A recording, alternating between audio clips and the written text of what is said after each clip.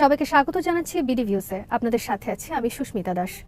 বিশ্বের বৃহত্তম গণতান্ত্রিক দেশের দাবিদার ভারত বাংলাদেশে তার স্বার্থ হাসিলে নিকটতম প্রতিবেশী এই দেশটিতে গণতন্ত্র হত্যা ও একদলীয় স্বৈরশাসন প্রতিষ্ঠায় পতিত স্বৈরশাসক শেখ হাসিনাকে সব ধরনের সহায়তা দিয়েছিল।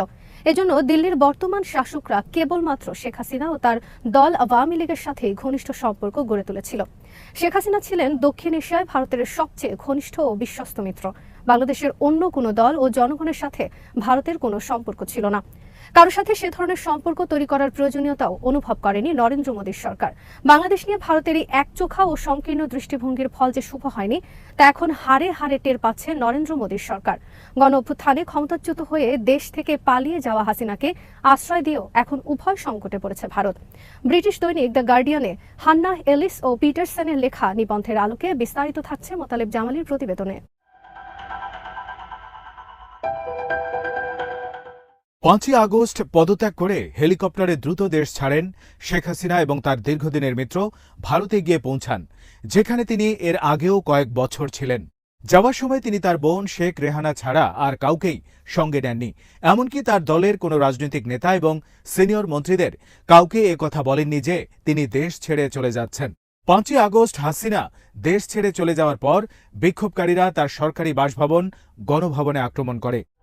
সারা বাংলাদেশ আনন্দের সাথে হাসিনার পতনের এই দিনটিকে বিজয় দিবস হিসেবে উদযাপন করে।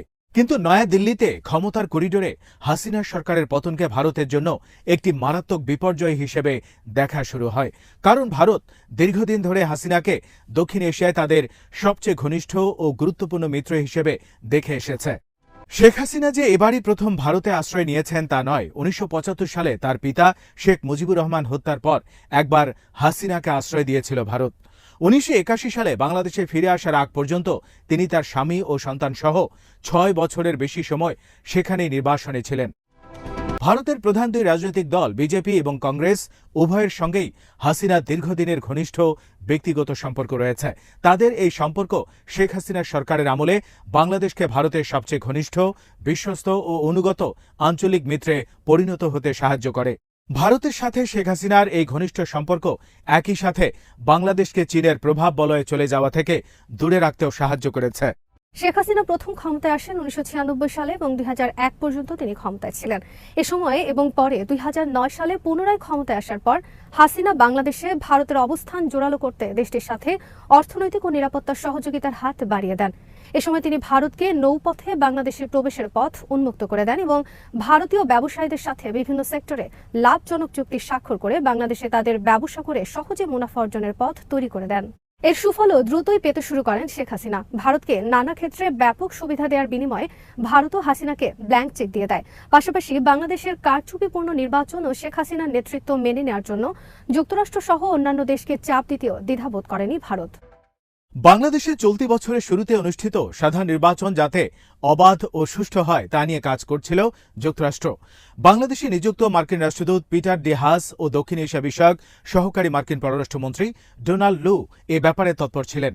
কিন্তু ভারতের হস্তক্ষেপের কারণে মার্কিন পররাষ্ট্রমন্ত্রী Antony Blinken Peter D Haas ও ডোনাল্ড লুকে বাংলাদেশে নির্বাচন নিয়ে মাথা না ঘামানোর নির্দেশ দেন। এরপরই তারা চুপ হয়ে যান। এই ঘটনা বাংলাদেশে একটি সুষ্ঠু ও অবাধ নির্বাচন অনুষ্ঠানে বিরোধী দলগুলোর আশাকে ধূলিসাৎ করে দেয়। ভারতের সহযোগিতায় ব্যাপক কারচুপি নির্বাচনের মাধ্যমে শেখ হাসিনা আবারও ক্ষমতায় ফিরে আসতে সক্ষম হন। এর ফলে শেখ হাসিনার সরকার ক্রমে আরও বেশি নিপীড়ক ও কর্তৃত্ববাদী হয়ে উঠলেও ভারত সেদিকে নজর না দিয়ে বরং চোখ ফিরিয়ে নেয়। আর এই সুযোগ কাজে লাগিয়ে শেখ হাসিনা আরও বেশি বেপরোয়া হয়ে ওঠেন। বিরোধী দল ও সাধারণ মানুষের কণ্ঠরোধ করে রাখার সব পদক্ষেপই নিতে থাকেন।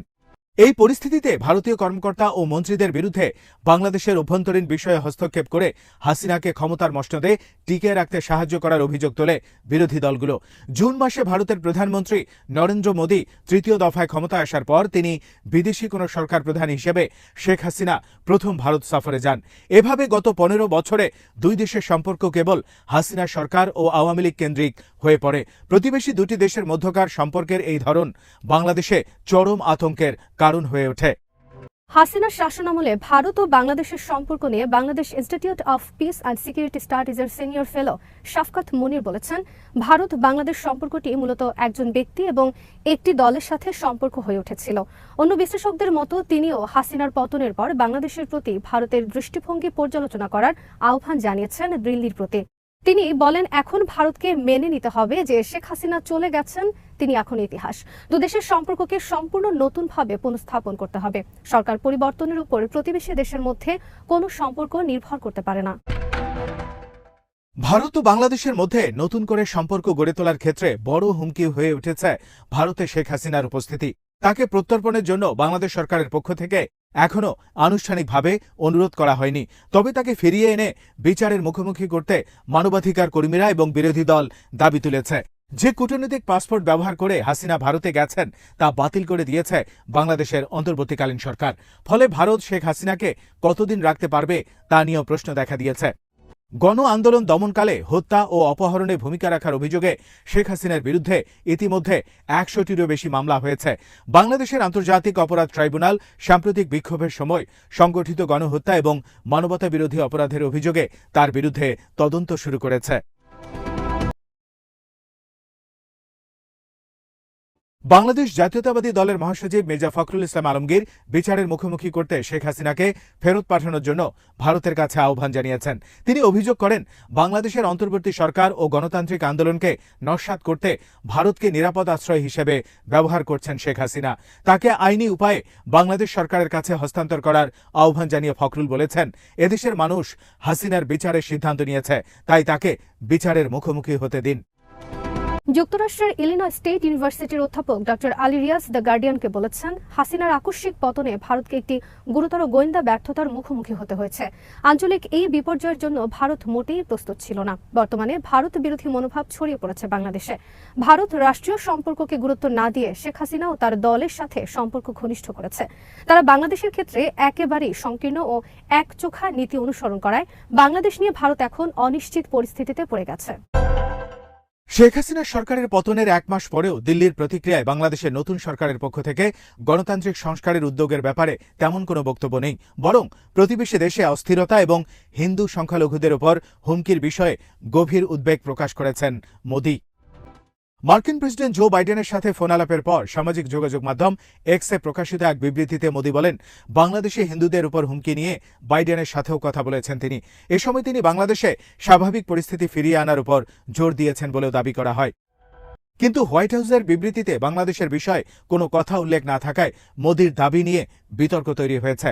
বাংলাদেশের একজন ভাষ্যকার দ্য গার্ডিয়ানকে বলেছেন, আমরা স্বাভাবিক অবস্থা ফিরিয়ে আনার চেষ্টা করছি না, বরং গণতন্ত্র পুনরুদ্ধারের চেষ্টা করছি।